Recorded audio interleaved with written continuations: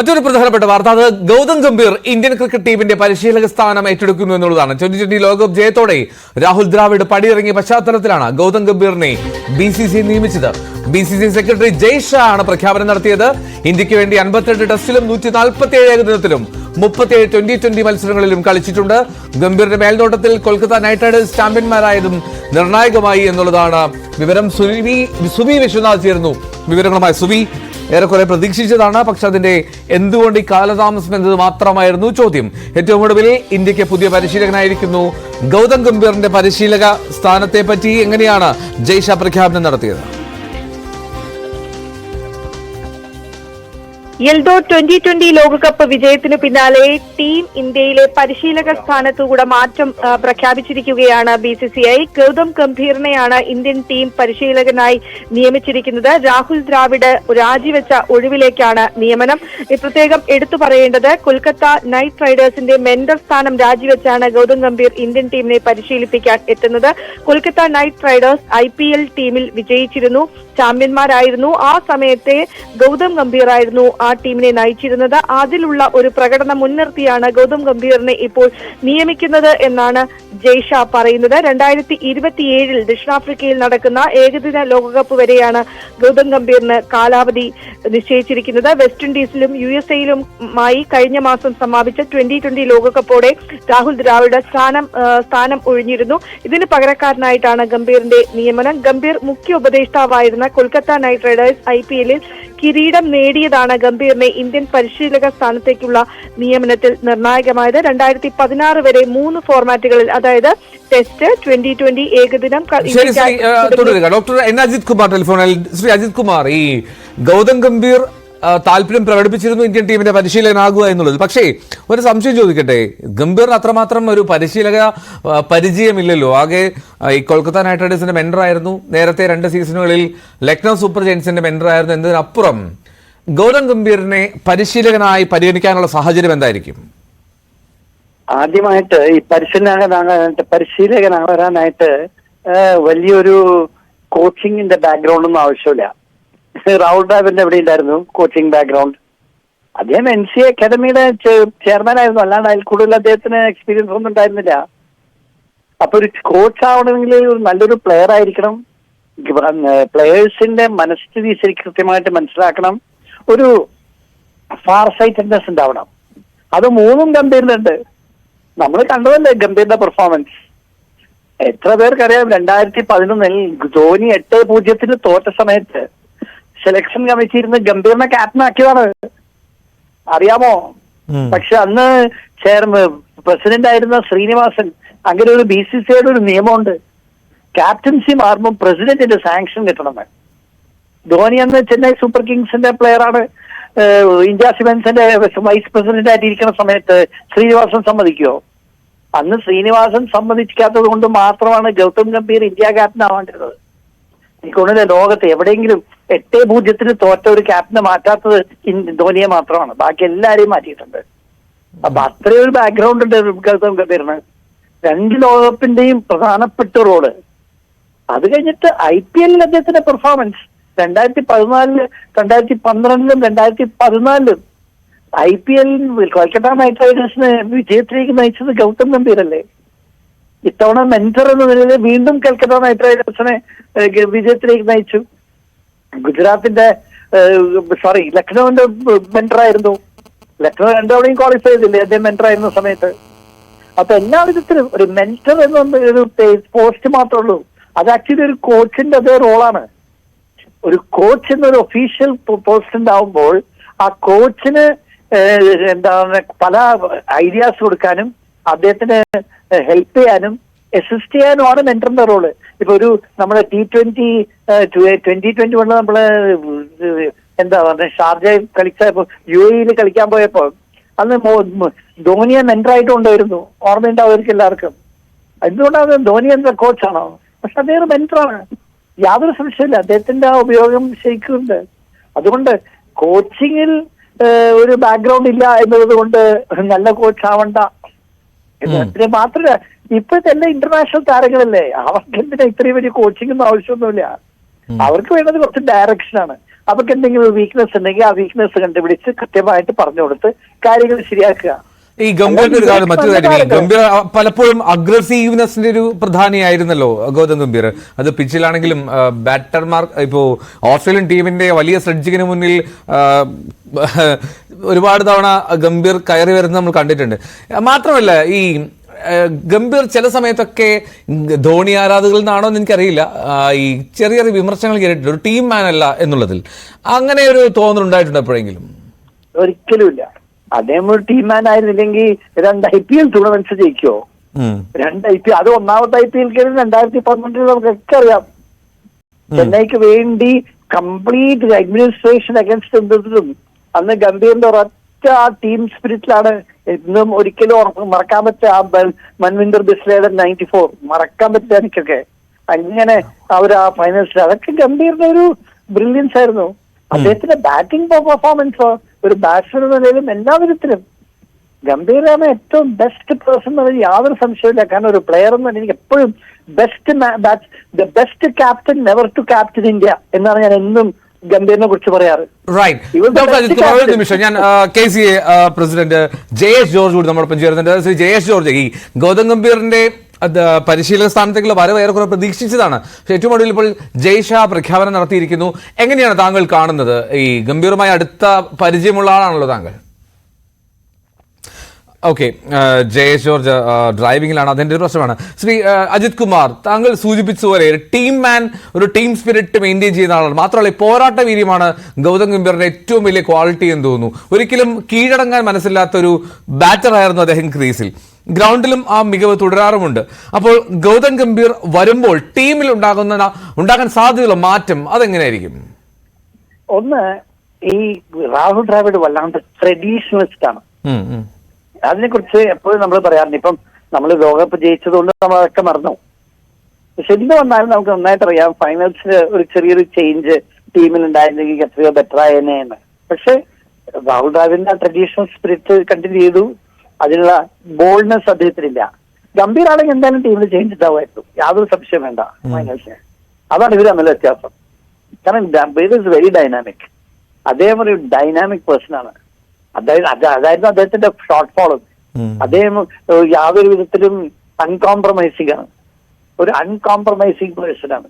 അദ്ദേഹത്തിന് നമ്മൾ ആ ഡിസ്കഷൻസ് സംസാരിക്കുന്നത് കേൾക്കുമ്പോൾ പറയാറില്ലേ, എന്തും നന്നായിട്ടാണ് ഒരു എക്സ്പേർട്ട് എന്ന നിലയിൽ അദ്ദേഹം വന്നിട്ട് ടൂർണമെന്റ്സ് റിവ്യൂ ചെയ്യുമ്പോഴും മാച്ചസ് റിവ്യൂ ചെയ്യുമ്പോഴും എന്തും നല്ല കോമന്റ്സ് ആണ്, വളരെ നല്ല കോമന്റ്സ് ആണ്. അപ്പൊ ഗെയിമിനെ നന്നായിട്ട് സ്റ്റഡി ചെയ്തിരിക്കുന്ന വ്യക്തിയാണ്. മാത്രമല്ല marvellous bat. As A batsman അദ്ദേഹത്തെ പോലെ നന്നായിട്ട് കളിക്കുന്ന പ്ലേയേഴ്സ് എനിക്ക് ഇപ്പോഴും ഇംഗ്ലണ്ടായിട്ടുള്ള ആ ഡബിൾ സെഞ്ചുറി ഞാൻ പറഞ്ഞിട്ടില്ല, 206 അദ്ദേഹം സ്കോർ ചെയ്തത്. I can never forget that double century. അത്രയും നല്ലൊരു ബാറ്റ്സ്മാൻ ആണ്. കാണാനെന്തൊരു എന്താ പറയുക, ഒരു ഡിലൈറ്റ് ആയിരുന്നു. ആൻഡ് സെവാഗ് ഗംഭീർ ഒരു ഭയങ്കര ഓപ്പണിംഗ് പ്ലെയർ ആയിരുന്നു. എല്ലാ മാച്ചസിലും അവര് ഇന്ത്യക്ക് തരുന്ന ഒരു ബിഗിനിങ്. ഈ മറ്റേ ബിഗ് ഫോറിന് അതൊരു വലിയൊരു ആശ്വാസമായിരുന്നു. അത് കഴിഞ്ഞിട്ടാണ് നമ്മള് ബിഗ് ഫോർ വരാറുണ്ടായിരുന്നത്. പക്ഷെ ഓപ്പണേഴ്സ് ഇവർ കൊടുത്തിരുന്ന ആ ഒരു സ്റ്റാൻഡാണ് നമ്മുടെ 2001 മുതൽ 2007 വരെയുള്ള നമ്മുടെ എല്ലാ സീരീസിലും നമ്മൾ വിജയിക്കാൻ ഇവർക്ക് നല്ലൊരു റോൾ ഉണ്ടായിരുന്നു, യാതൊരു സംശയമില്ല. അപ്പൊ അങ്ങനത്തെ ഒരു ബാക്ക്ഗ്രൗണ്ടിലാണ് ഗംഭീർ വരുന്നത്. ശ്രീ പി രംഗനാഥൻ കൂടി നമ്മളിപ്പം ചേരുന്നുണ്ട്. BCCI match റഫറിയാണ്.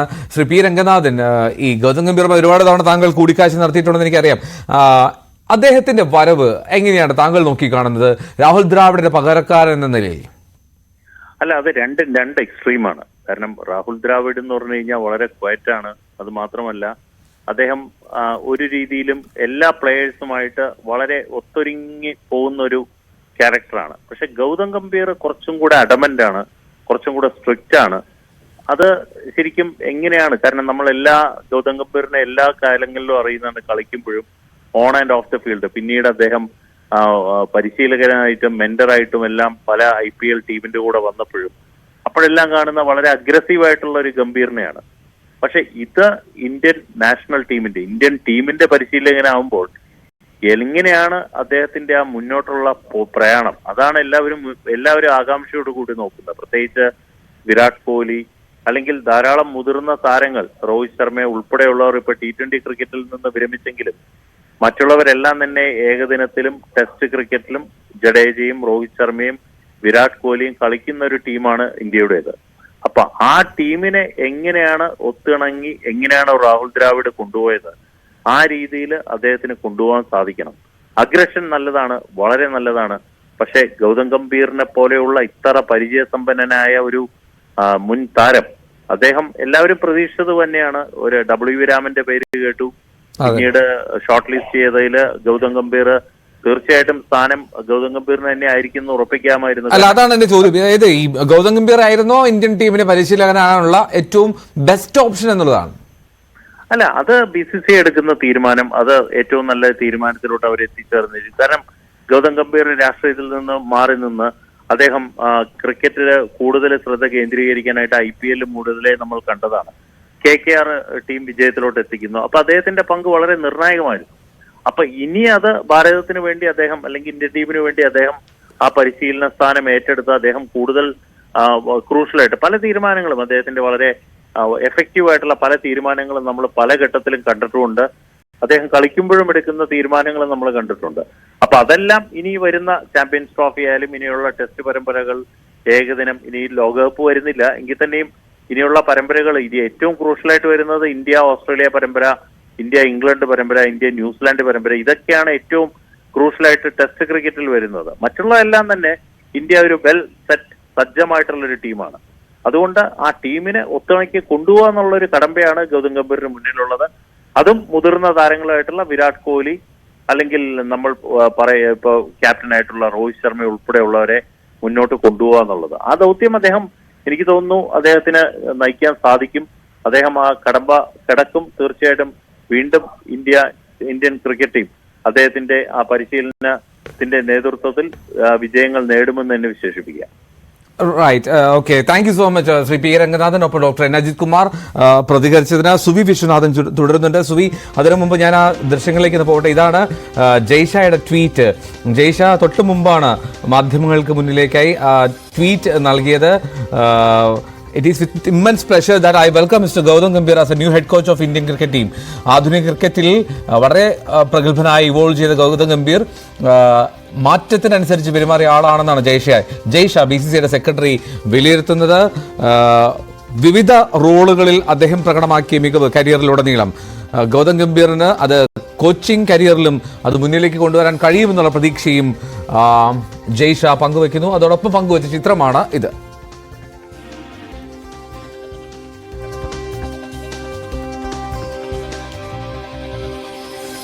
ഗൗതം ഗംഭീറും ഇതിൽ മറുപടി നൽകിയിട്ടുണ്ട് എന്നുള്ളതാണ്. ഗൗതം ഗംഭീറും ഈ തീരുമാനം ഏറ്റെടുത്തുകൊണ്ട് it is my identity and serving my country has been the greatest privilege of my life. അദ്ദേഹം ജീവിതത്തിലെ ഏറ്റവും വലിയ നേട്ടമായി, ഏറ്റവും വലിയ ദൗത്യമായി ഇതിനെ കണക്കാക്കുന്നു. ഈ ദൗത്യം ഏൽപ്പിച്ചതിൽ വലിയ അഭിമാനമുണ്ട് എന്നും ഗൗതം ഗംഭീർ ഇന്ത്യൻ പതാക പങ്കുവെക്കുന്നതാണെങ്കിലും നേരത്തെ ഒരിക്കൽ അബുദാബിയിൽ നടന്ന ഒരു ചടങ്ങിലാണ് ഗൗതം ഗംഭീർ ആദ്യമായി ഇന്ത്യൻ ടീമിന്റെ പരിശീലകനാകാൻ ആഗ്രഹിക്കുന്നു എന്നുള്ളത് ഒരു പ്രഖ്യാപനം നടത്തിയത്. നേരത്തെ BCCI IPL-ൽ കൊൽക്കത്ത നൈറ്റ് റൈഡേഴ്സ് ജയിച്ചത് പിന്നാലെ ഗൗതം ഗംഭീറിനെ സമീപിച്ചുവെങ്കിലും സമയം വേണം, സാവകാശം വേണം എന്നുള്ള നിലപാടായിരുന്നു എടുത്തത്. പക്ഷേ പിന്നീട് ഒരു പൊതുപരിപാടിയിലായിരുന്നു ഗൗതം ഗംഭീറിന്റെ ആദ്യ പ്രഖ്യാപനം. അതേ തുടർന്നുള്ള ചർച്ചകൾ അത് പുരോഗമിച്ചു. ഏറ്റവും ഒടുവിൽ ഇപ്പോൾ BCCIയുടെ ഔദ്യോഗിക കൺഫർമേഷൻ വന്നിരിക്കുന്നു. സുവി, ഇപ്പോൾ ഇവരൊക്കെ സൂചിപ്പിച്ചതുപോലെ ഏറ്റവും മികച്ച ക്രിക്കറ്റ് ബാറ്റർമാരിൽ ഒരാളാണ് ഗൗതം ഗംഭീർ എന്ന് വിശേഷിപ്പിക്കുക പ്രയാസകരമാണ്. പക്ഷേ അതിനേക്കാൾ ഉപരി ഇത്രമാത്രം അഗ്രസീവ്നെസ്സും ഇത്രമാത്രം സ്പോർട്സ്മാൻ സ്പിരിറ്റും പ്രകടമാക്കുന്ന മറ്റൊരു ബാറ്റർ ഇന്ത്യയിൽ ഉണ്ടായിട്ടുണ്ടോ എന്നുള്ളത് സംശയമാണ്. അതുകൊണ്ട് തന്നെയാണ് ഒരു പരിശീലകന് കുപ്പായമണിയുമ്പോൾ വളരെ കൺസർവേറ്റീവ് ആയിട്ടുള്ള രാഹുൽ ദ്രാവിഡിന് പകരക്കാരനായി ഗൗതം ഗംഭീർ എത്തുമ്പോൾ വലിയ മാറ്റത്തിന് സാധ്യതയുണ്ട് എന്നുള്ള ഒരു ചിന്ത ക്രിക്കറ്റ് പ്രേമികൾക്കുണ്ടാകുന്നത്. എന്താണ് പൊതുവായിട്ടുള്ള പ്രതികരണങ്ങൾ?